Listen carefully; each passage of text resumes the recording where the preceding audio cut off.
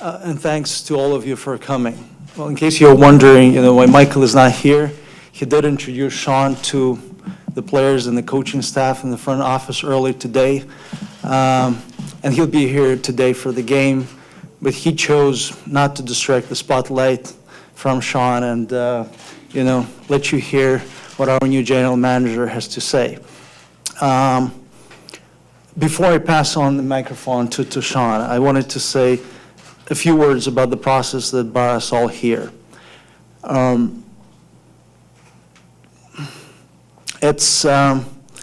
We're pretty proud of what we've done, and it's been a thoughtful process. We didn't rush. We did an extensive due diligence, interviewed a lot of people, spoke to a lot of people around the league, and in the end, what made our choice is a couple of things.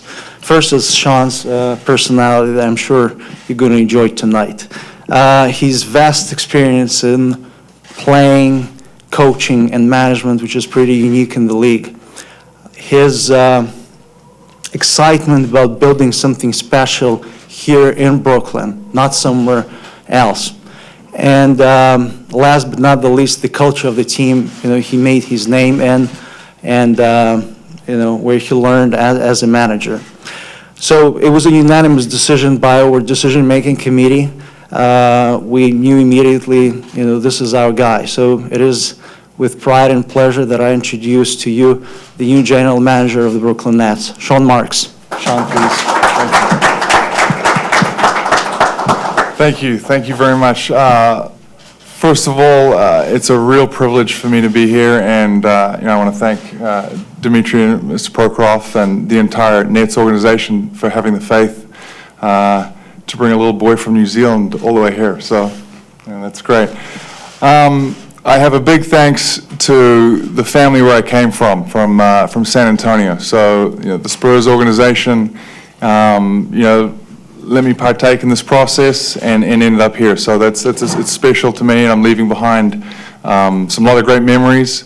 But again, they've helped me to become the person I am, the general manager I am, and this leads me to be sitting here in front of you today. So again, thanks to them. As Dmitry mentioned before, I've had the opportunity for being a journeyman as a player. I got to see many different teams around the league and around the world and see how things were done differently and how things were done the same. Got the privilege of playing with a ton of fantastic players, coaches, and front office staff. So I hope that I can capture all that I've learned and bring it to New Jersey. I have a clear vision for what I'd like to implement here.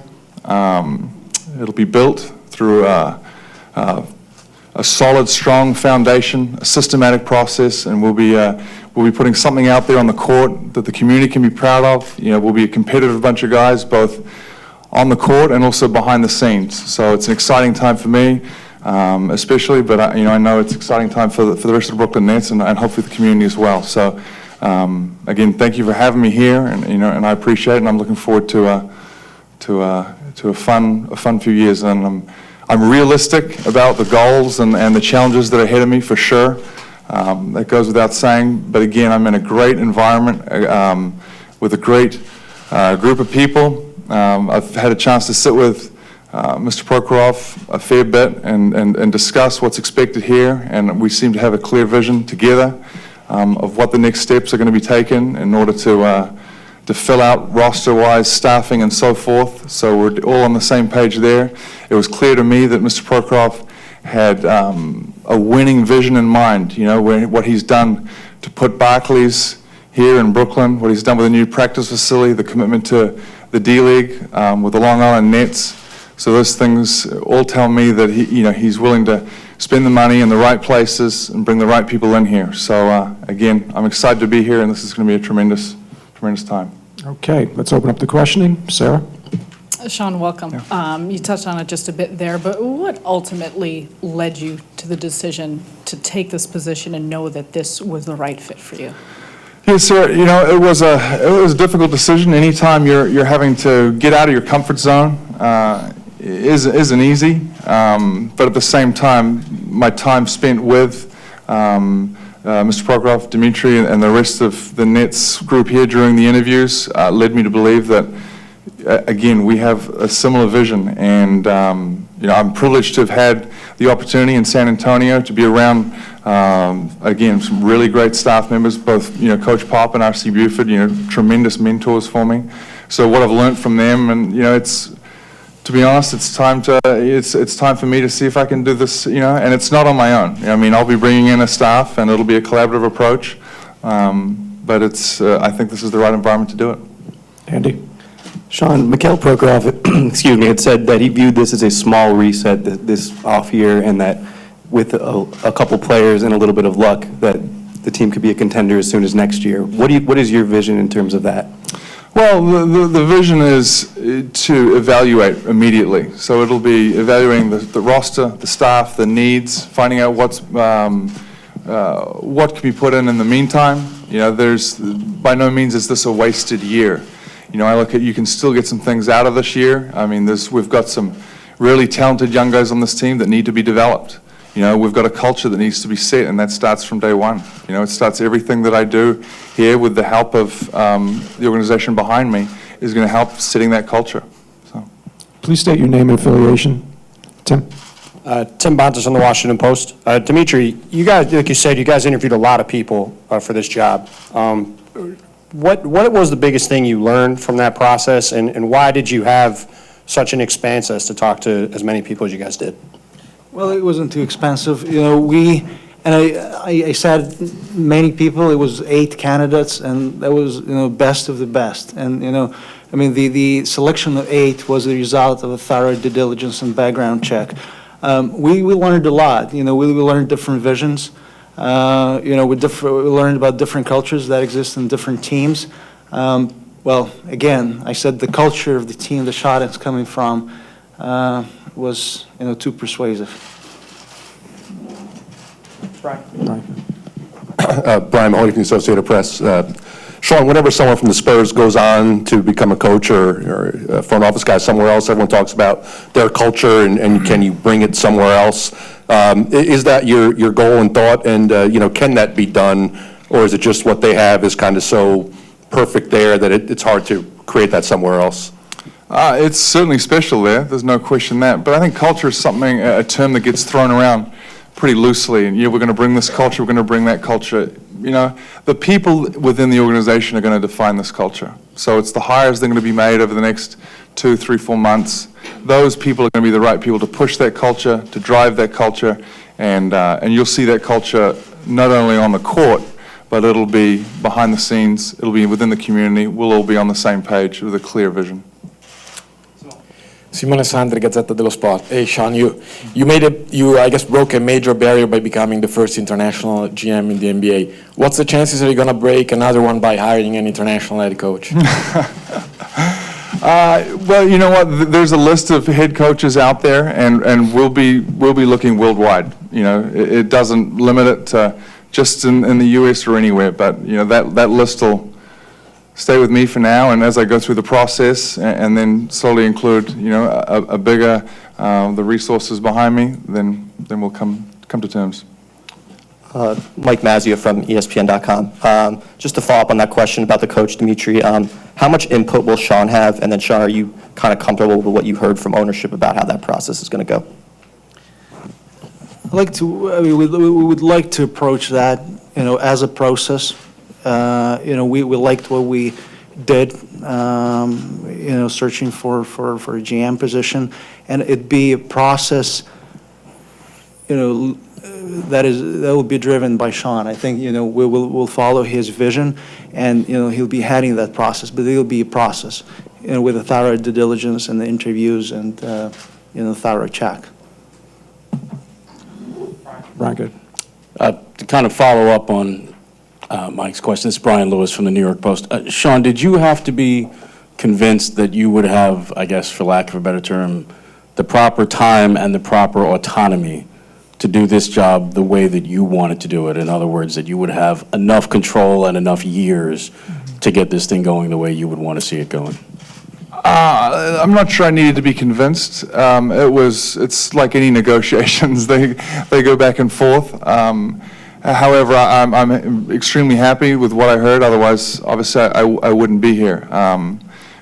Again, it's going to be my vision, but the staff that I bring in, it's a collaborative approach. You know, and once the staff starts coming in, you know, we're all in this together. The way it was done, where I basically grew up in San Antonio, it was like that. The relationship that Pop and RC had together, nothing was done with the other not knowing. So that's important. It's inclusive. It's a partnership. That's what I'll be looking for. You know, not only in a head coach, but the relationship that I have, you know, with ownership, and the relationship that I have with all my staff. So, Howard. Howard Beck, Bleacher Report. Sean, over here. Hey. Sean, a lot of teams have had to try to dig their way out of a hole. Obviously, teams go through their cycles, but it's rare to be that far down and have no draft picks for 3 years under your control to do it. How big of a challenge does this then become, not having that as a tool, and what's a realistic timeline then for getting, you know, back to respectability, knowing you don't have that as a tool? Well, sure, draft picks are one way to build a team, but there's several other places and other ways to go out there and do it. Obviously, you can commit to free agency. As I said, my staff and where I've learned, I've seen it done around the NBA, where you're building not only through free agency, you're building through the European market, you're building within your D-League franchise, and you're developing players there. So yes, for sure, it's not having a draft pick as we stand right now, but that too can change. So we'll just wait and see. Time will tell. Laura. Laura Albanese from Newsday. Prokhorov had mentioned that one of the biggest issues that he wants to deal with new management was establishing a cohesive identity.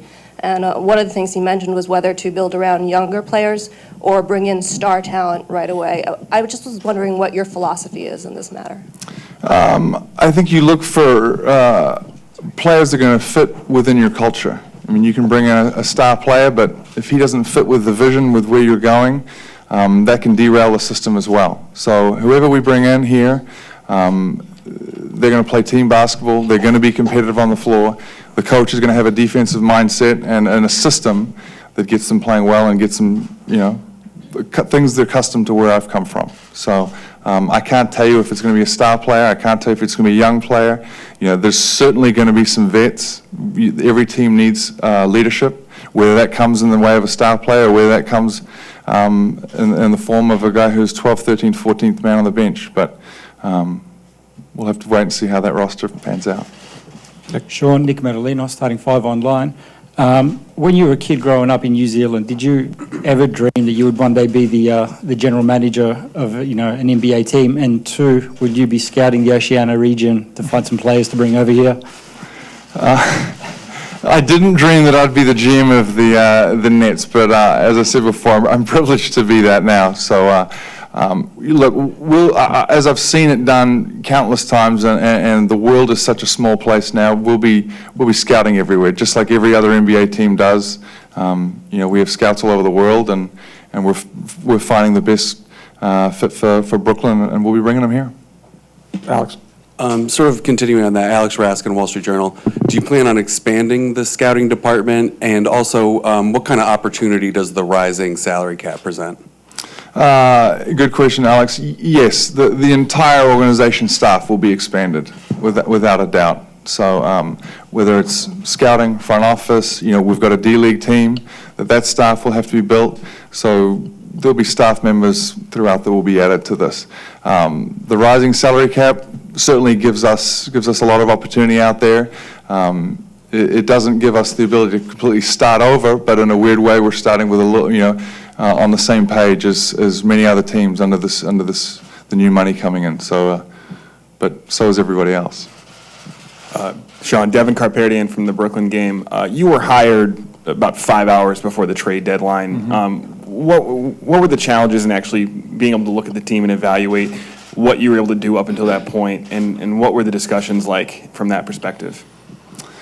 It was an interesting 24 hours, I'll tell you that, because the night before I was working for another team. But they quickly kicked me out of the room, and then I got on the phone with the Nets here, with Frank and the group that was back here. So we were talking, and you know, sometimes the best thing you can do is not doing anything. So for me, it's important to get up here to evaluate this roster, and, you know, we didn't want to jump to any conclusions, jump to do anything drastic. It's get our feet on the ground here and see what we've got.